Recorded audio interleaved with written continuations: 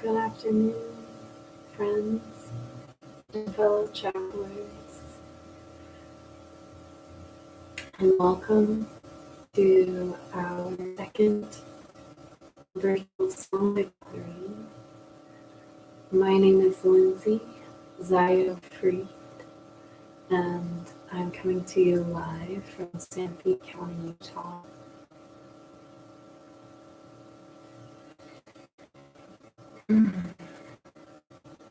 We'll go ahead and get started.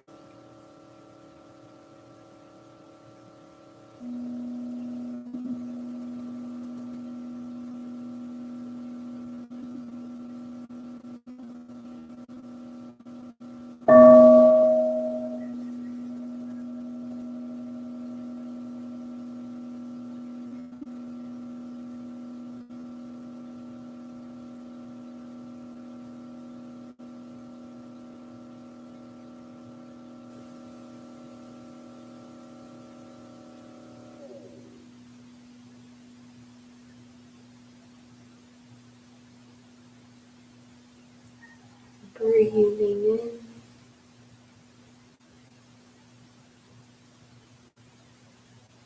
and breathing out.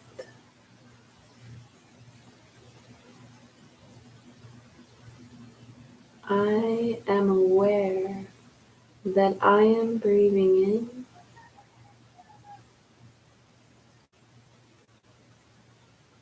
and breathing out.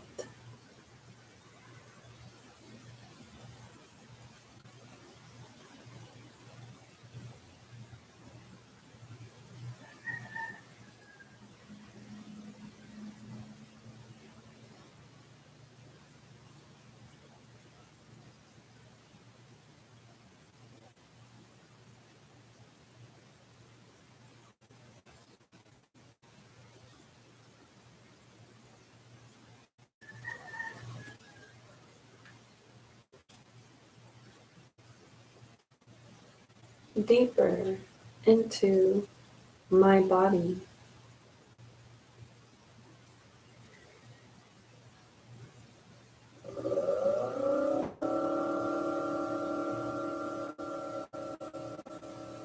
I become aware of any areas of tightness, any areas of pain, any areas where I'm resistant.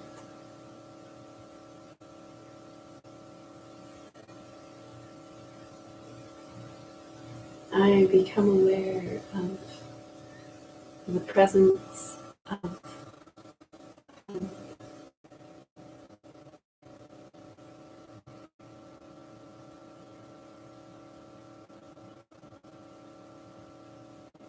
and in my body these areas of holding on too tightly. I kindly invite them to relax, if even just for this moment. Breathing in, breathing out.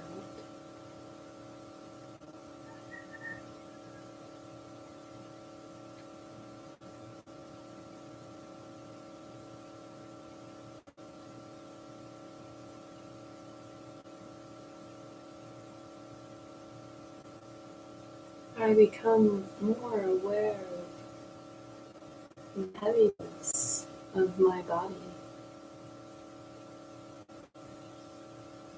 remaining mindful of my embodied nature.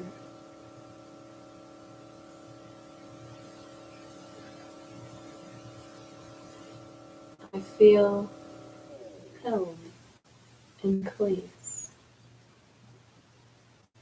on my cushion,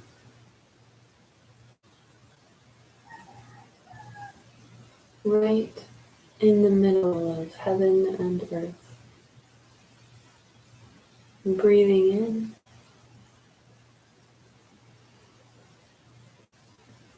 in and breathing out.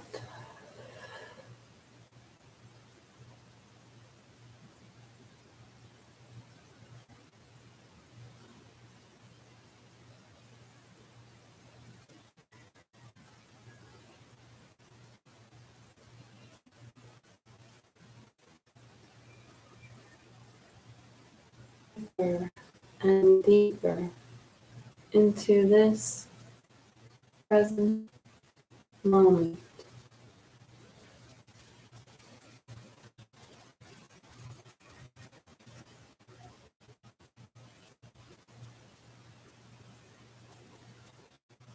I realize that there is nowhere to go, nothing to do, no one to be, just here and now, breathing in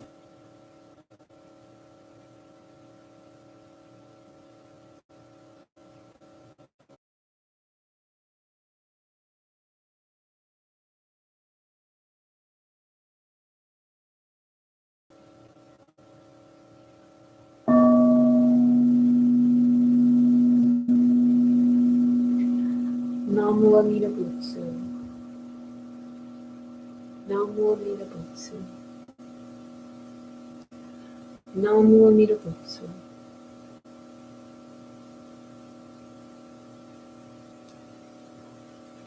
To begin, I'd like to share our sensei's open aspiration.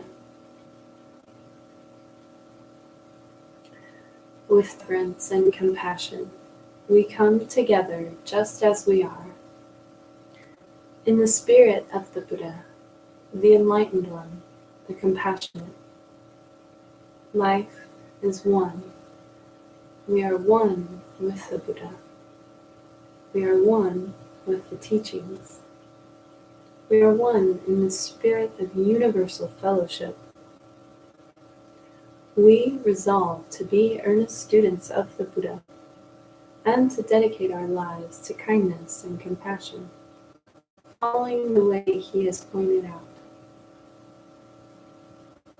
Embraced by his great compassion, may we, like him, attain the noblest and most peaceful state of awakening.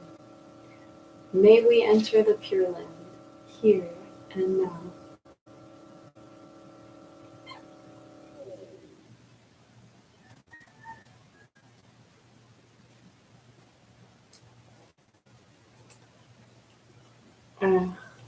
I guess we'll continue.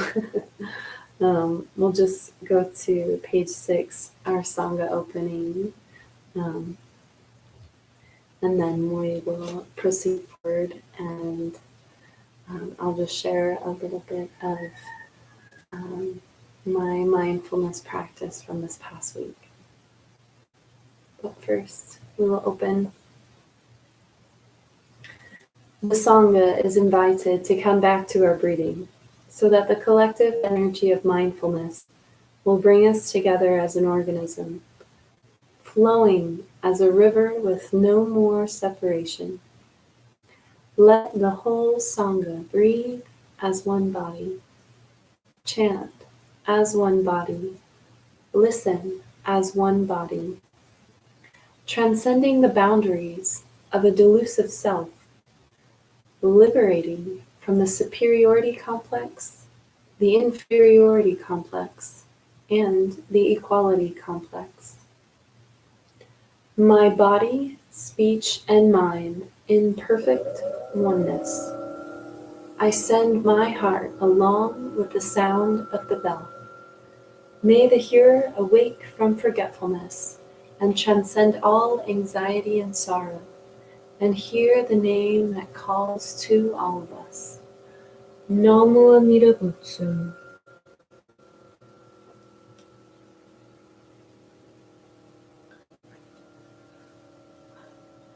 So, as I shared a moment ago, I would like to open up our Sangha gathering by sharing just a bit of my practice from this past week, of things that I've been mindful of.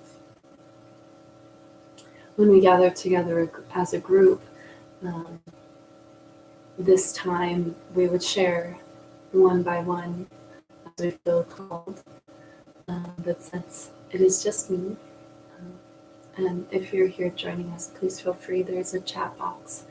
And if you feel the desire to express any awarenesses from your past week of practice, and whatever that looks like, please feel free to chat or leave a comment, or just simply reflect inwardly on that. So this past week has brought a great deal of confusion in my life, and to hold on tightly to a sense of control of my, not only my day-to-day, but also my where my steps will take me into the future. I find that in times when I feel uncertain, I have this tendency to really tighten up and tighten my grip in order to feel in control of something, in order to feel like things aren't just slipping away or sliding around as they do.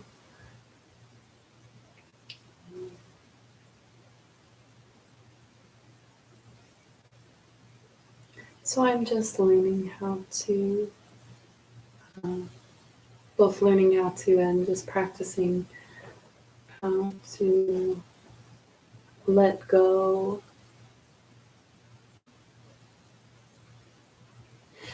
Yeah, to let go. To not be afraid of whatever happens next. To really just take refuge in my own inner space. And I'm one of those people that desires answers. And I have a tendency to be impatient. I want answers now. Give me a sign. I need to know now. And as I've been walking through these places of confusion this past week, the answers I've received more and more not only are just to let go, but also to just wait and be still. Being in times of confusion, especially for myself, but I'm sure for others as well, feel hurried, to feel like in a rush. You know, we want to know what to do, where to go, who to be. And when those questions are met with a whole lot of I don't knows, it can be really hard to be patient and to just be still. So that's what I'm practicing this past week. Thank you for letting me share with you.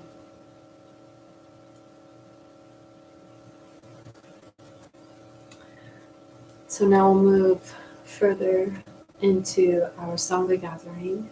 At this time, we go through our Sangha practice book. This is curated by our sensei, Christopher Kakuyo. And in our practice book, these are simply just different affirmations, different Buddhist prayers, and they, we kind of sort of build them up into a candle lighting and incense lighting. I guess you have a hard time seeing the altar. My apologies. But so we'll move right along through our practice, but build up to our candle and incense lighting. Then directly following that, we will chant and then go into a silent meditation for a few minutes. Afterwards, we will have our Dharma discussion to conclude our Sangha gathering today.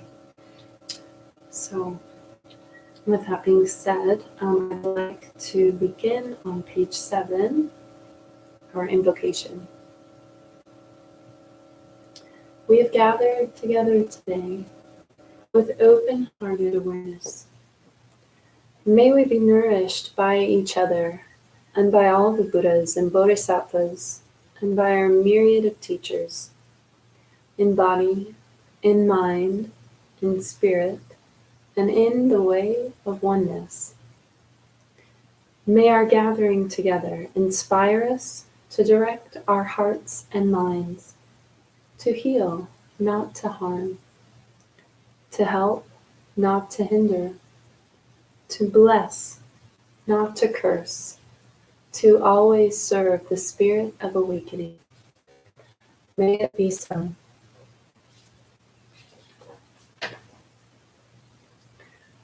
When sorrow invades the mind, we find the Buddha's teachings. Thank you, sorrow. Through cruel adversity, we discover the Sangha and the transformation of suffering. Thank you, cruel adversity. When our clinging or aversions overwhelm us, may we discover the great compassion of the Buddha. Thank you, clinging and aversions. Through the unfolding of the Dharma, we place our hands in Gassho and bow to the oneness of life. Namu Amida Butsu. Our work and the Buddha's are the same. Let us remember that we are called to be compassionate, understanding that in compassion there is no respect and no disrespect, no responsibility, no judgment. There is no anger, no bias, no prejudice. In compassion, we do not keep others from what they are doing or what they are thinking. We do not look for cause or blame, or give any thought to effort. In compassion, our only concern is for the suffering that is there. May it be so.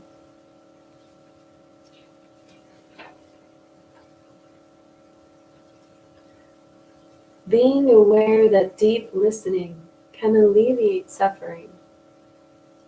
I am determined to practice deep listening and to cultivate a listening heart, to listen without judgment to myself or to others.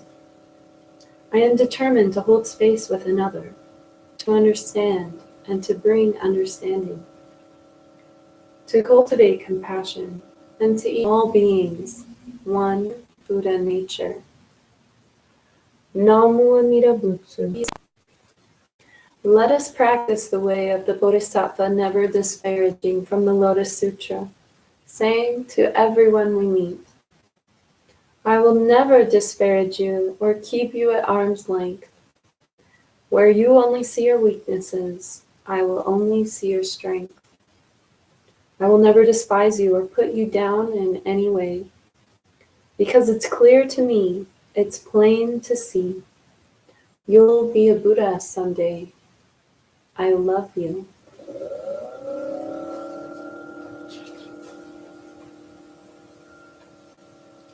Page 17. Just as the vast sky does not hinder white clouds, just as the falling maple leaf presents both front and back, just as the water at the lake does not hold the reflection of the bird that flies over, let us practice letting go. Let us be like water without resistance, letting go of all pretense, scheming, and our need to control the uncontrollable. We vow to walk side by side, supporting one another in our practice. We vow to let go of the stories and delusions that have hindered our freedom for so long.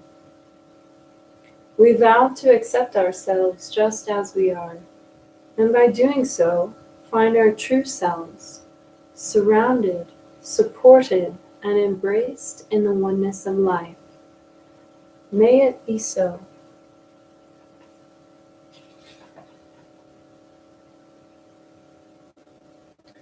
Hearing Namu Amida Butsu, saying Namu Amida Butsu, awakens a Buddha right here. This Buddha, the source of boundless compassion. This Buddha gives compassion to all without exception.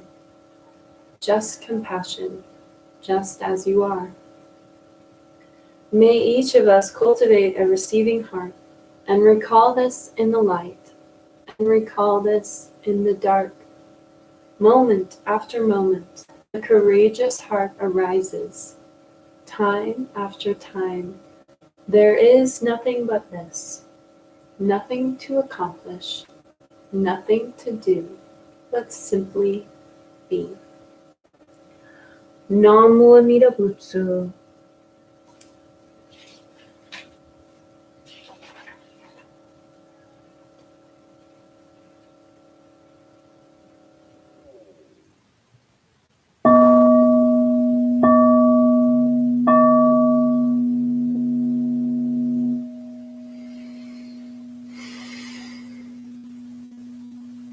Buddham Saranam Gacchami, Dhammam Saranam Gacchami, Sangham Saranam Gacchami.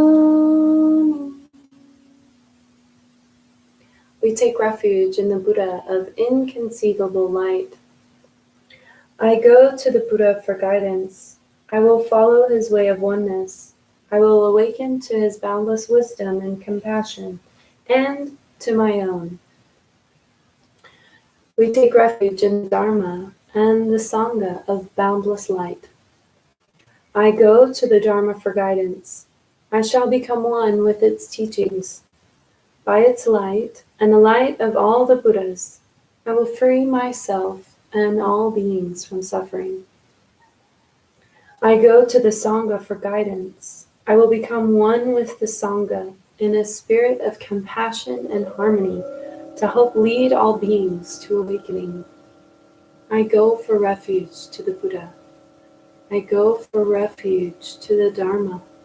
I go for refuge to the Sangha. With openness of heart, we entrust ourselves to the oneness of life. Namu Amida Butsu.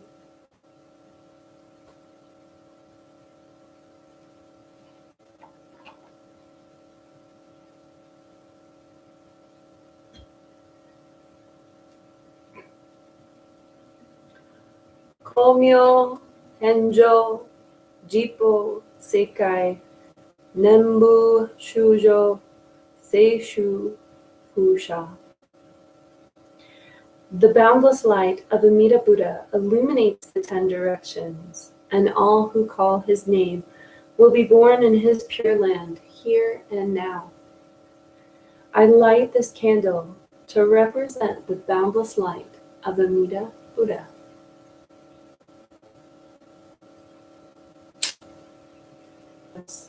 And lead others out of the darkness.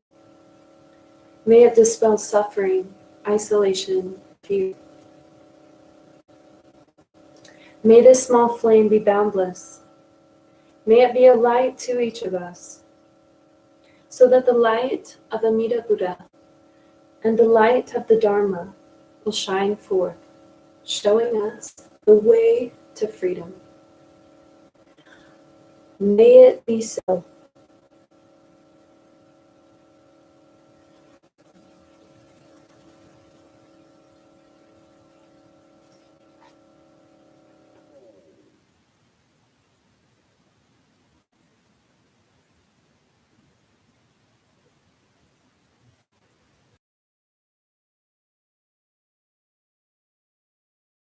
Ganga Shinjo Nyoko Ro Ganga Shinyo Chie Ka Nenen Bon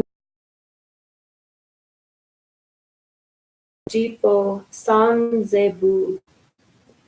In gratitude and joy, we offer this incense to the great heart of compassion and to all the Buddhas, Bodhisattvas, and living beings. By burning this incense, we acknowledge the oneness of all things.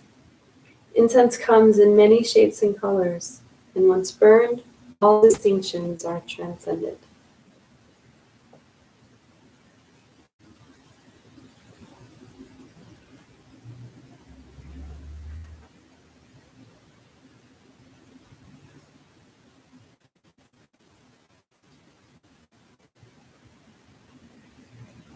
All become one in the fragrant smoke, representing our transcending of individual selfishness and ego, to become one with all others and to join the oneness of life. Namu Amida Butsu.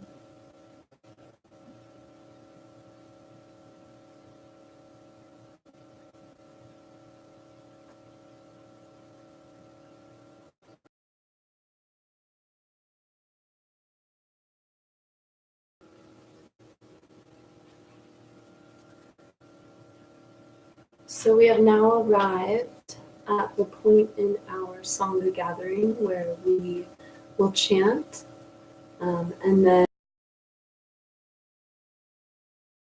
we go straight into a silent meditation.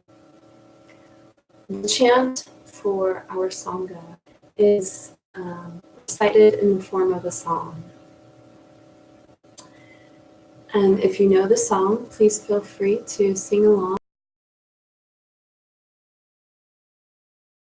Free to just close your eyes and listen and let the sound of the song permeate through you. Or you can feel free to hum along. However you choose to participate is perfectly in harmony. At the end of our song,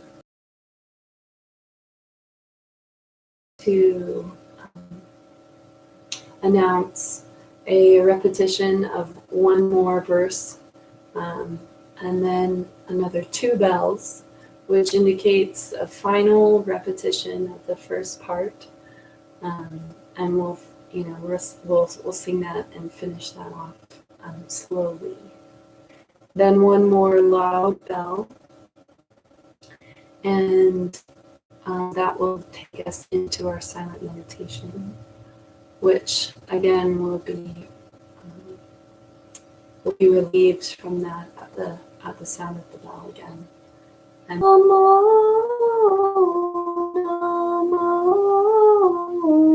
Namo, Amitabhaya. Om Namo, Namo, Namo, Amitabhaya. Om Namo Amitabhaya.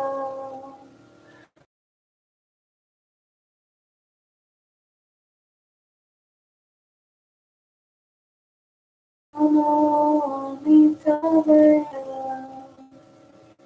Buddhaya, Dharmaya, Sanghaya. Om Namo, Namo, Namo, Amitabhaya. Om Namo Amitabhaya. Buddhaya, Dharmaya, Sanghaya. Om Namo Amitabhaya. Buddhaya, Dharmaya, Sanghaya. Om Namo,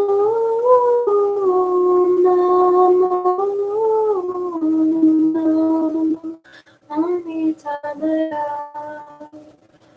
Om Namo, Namo, Amitabhaya. Om Namo Amitabhaya. Buddhaya Dharmaya Sangaya. Om Namo Amitabhaya. Buddhaya Dharmaya Sangaya. Om Namo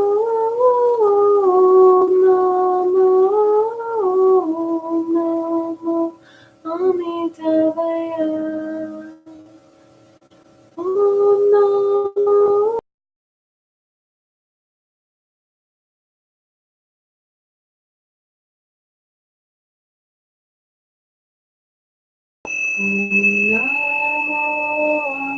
Amitabhaya.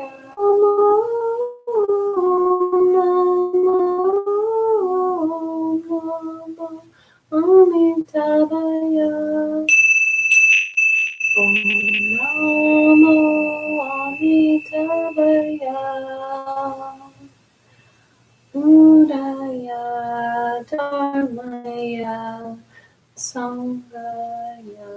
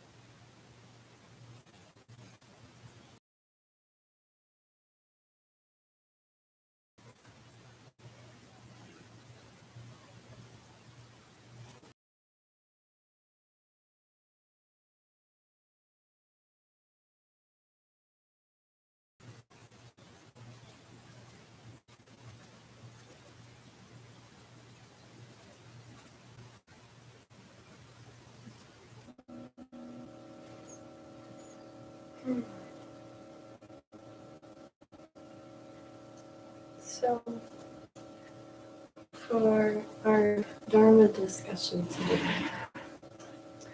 I wanted to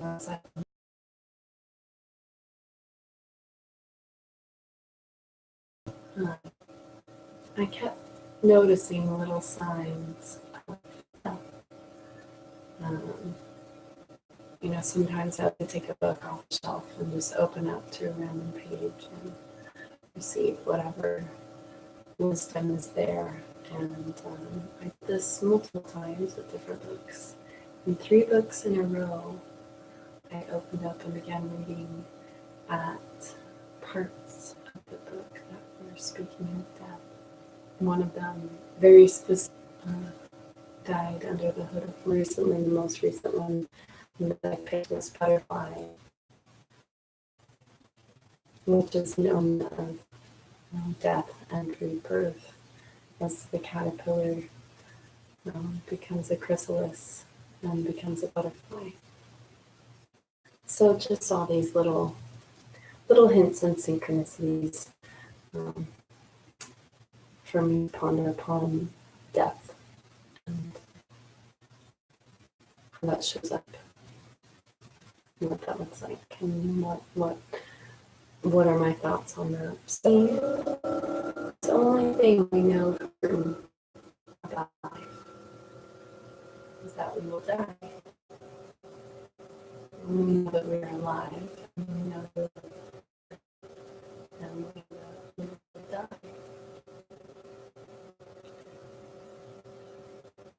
So when you think about death, let's just take a moment now to just think about death when you hear that word or when you start to think about it. Just let's reflect upon some of the feelings or imageries that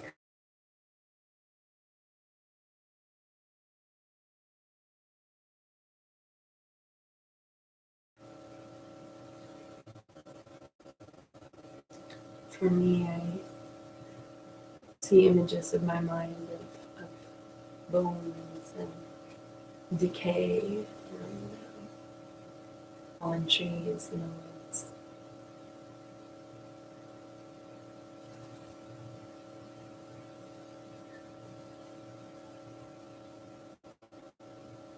And death brings up an experience of sadness.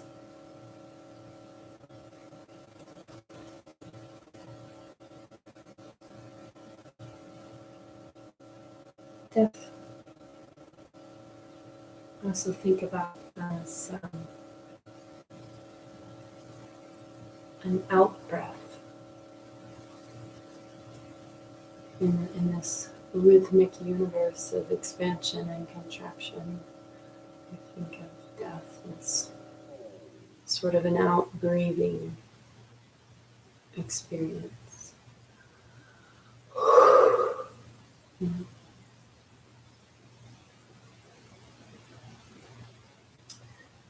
In the Western world, we tend to have a certain fear of death. We avoid it, we don't like to talk about it. We face it when it comes, sure. But there is this certain taboo almost attached to the experience of death, attached to even talking about death.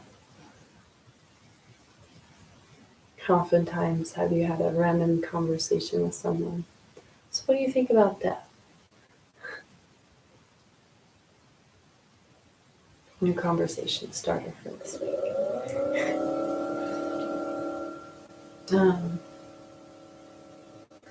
And this Western mindset, this view of death is really different than how it is at least at a funeral, and to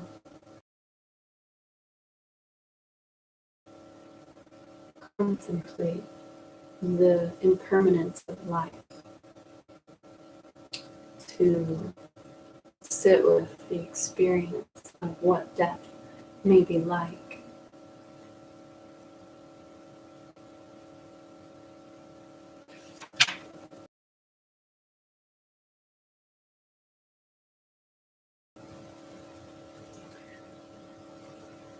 When a lot of times when I think about death, I reflect on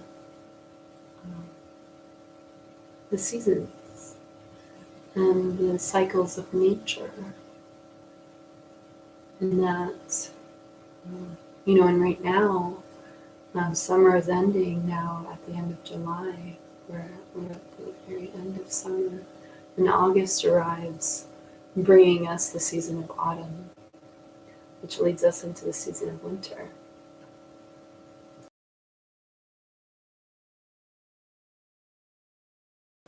The death cycle. All the plants they give their last boost. We harvest in autumn. We reap the benefits of the seeds we have sown, and then the plants die back and wither away, and their life force contracts back into the earth. And even though, like I said earlier, my perception of death is this, at least of human death, maybe of animal death, is an out-breath of the continual consciousness, the continual life that is being breathed out from this human form. But the earth takes in death. So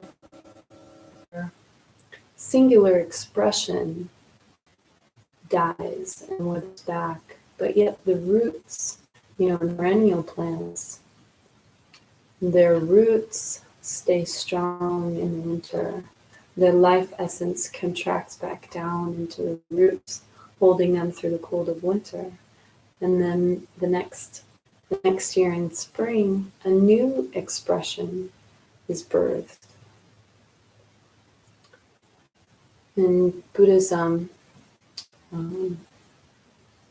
the same sort of experience is what happens in the process of reincarnation, where our individual expressions die, as in as Lindsay dies, yet life continues on.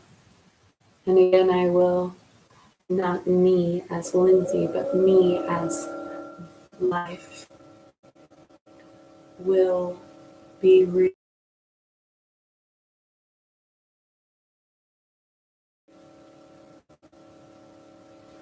a new expression arises, a new individuality is born and grows and blossoms.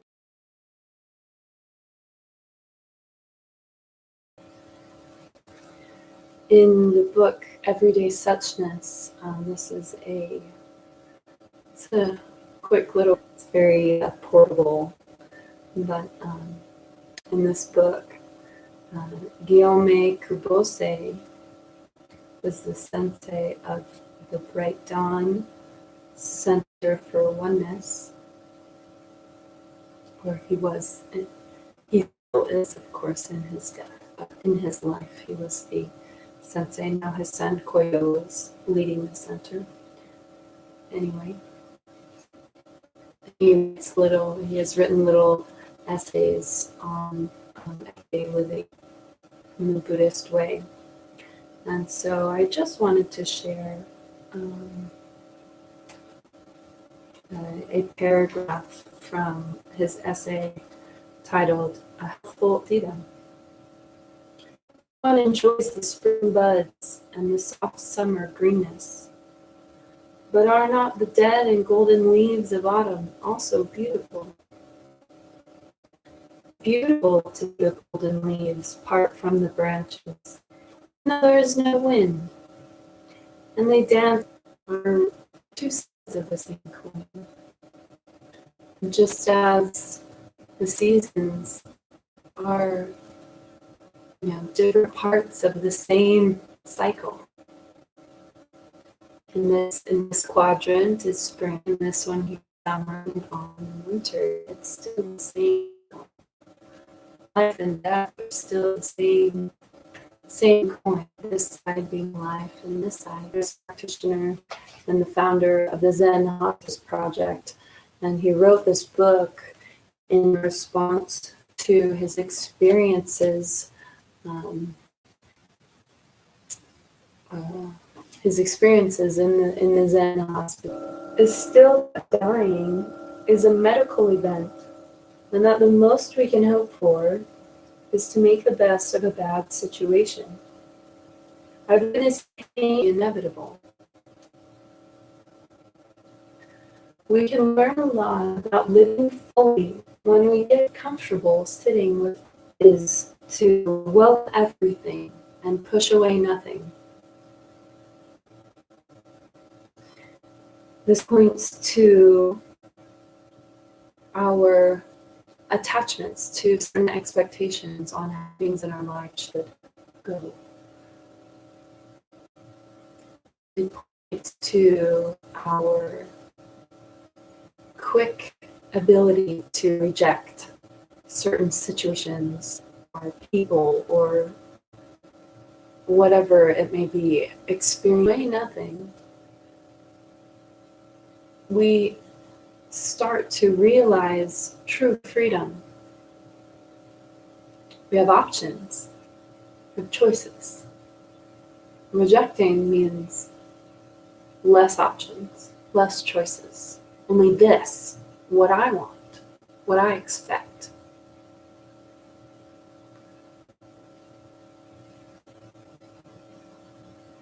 Pain plus resistance equals suffering. And when we resist certain things, we limit our experience and we can easily fall into the realm of suffering. So welcome everything and push away nothing. The third invitation Frank writes about is to bring your whole self to the experience.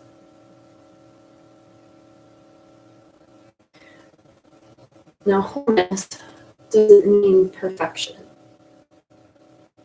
It just means your whole self. No part left out. We like to say in our Sangha to come as you are, to join us as you are.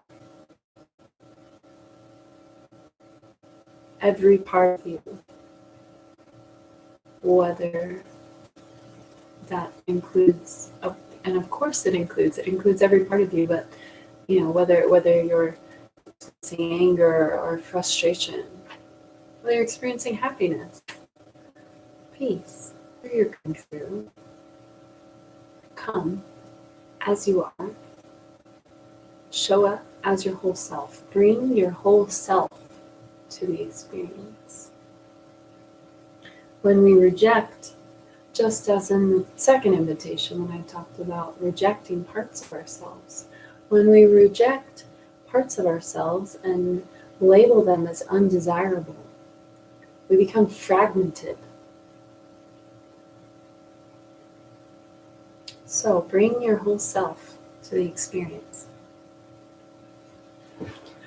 The fourth invitation is to find a place of rest in the middle of things. A place of inner quietude. We're often so busy and we have to-do lists and should-bes and schedules and routines and work and jobs and kids and family and errands and all the things. Where do we find a place of rest?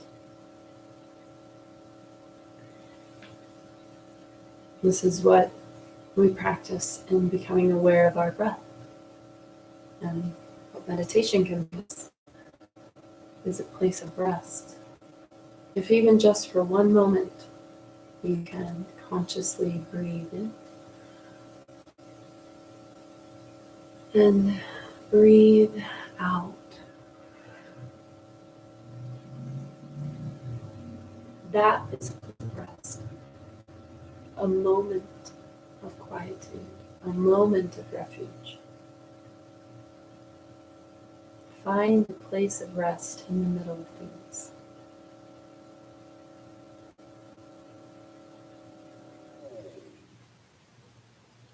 There's a part, I'm looking at my notes here and I don't want to forget to say there was a part written in this book on the topic of rest, where Frank wrote, "Do we need to die before we rest in peace?"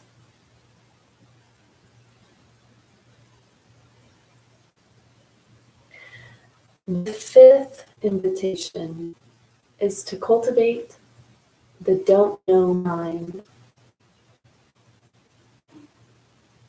Now, this almost seems like an oxymoron. And in Zen Buddhism, this is what's known as a koan, sort of riddle, not meant to be solved, but meant to reflect. The don't know mind is not ignorant. Ignorance is just misperception.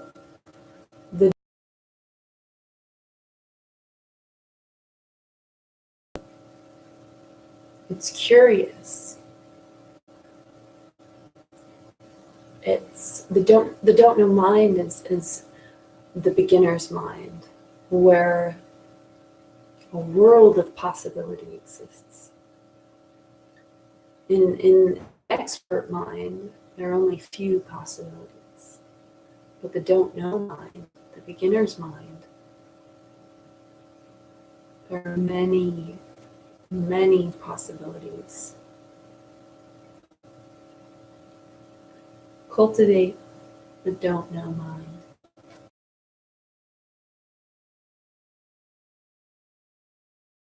Living life. I feel that we are experiencing little deaths through our life.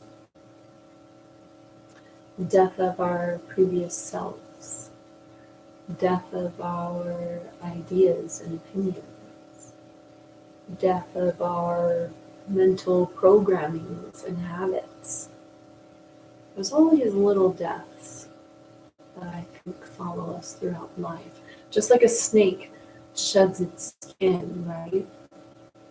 It's still the snake, yet it has shed, it has left behind this old part of itself that it's ready to grow out of.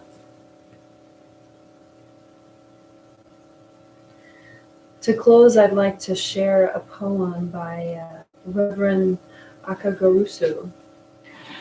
I have to grab my phone. I found this today and shared it on my Facebook page. So I'm going to pull that up real quickly to read it to you.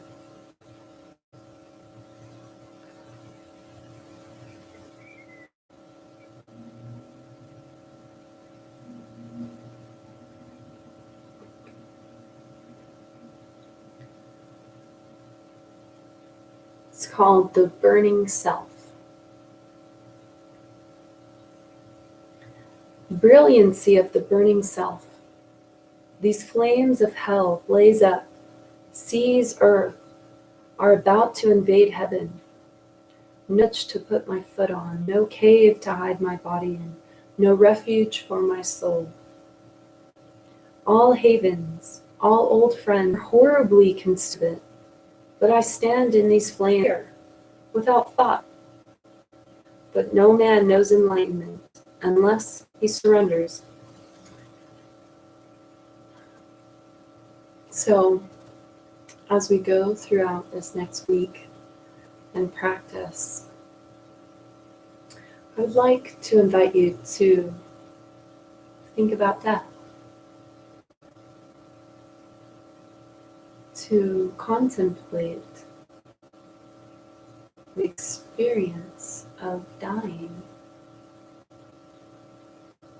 When you think about this, 5 meditations, don't wait. I have to look back on it. Don't wait. Welcome everything. Push away nothing. Bring your whole self to the experience. Find a place of rest in the middle of things and cultivate the don't know mind.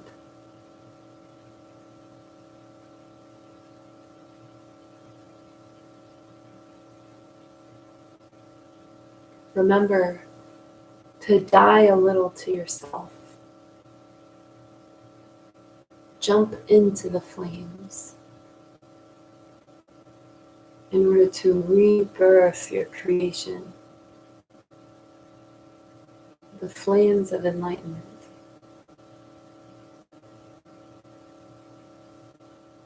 go back to our practice book. On page 29 is our fellowship closing.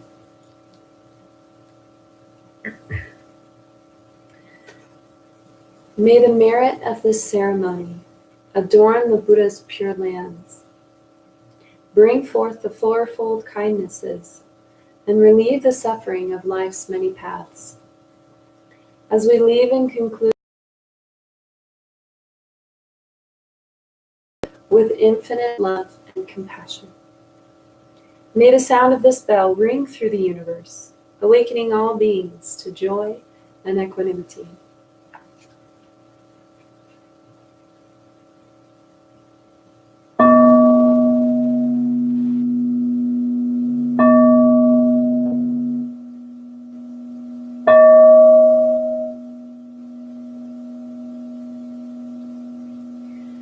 May all beings be peaceful. May all beings be happy. May all beings be safe. May all beings awaken to the light of Amida Buddha. May all beings be free. Namo Amida Butsu. Namo Amida Butsu. Namo Amida Butsu.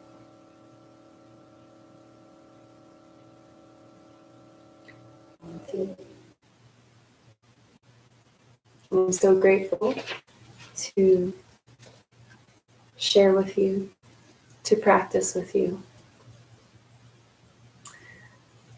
Feel free to subscribe to our YouTube channel in order to have a beautiful week.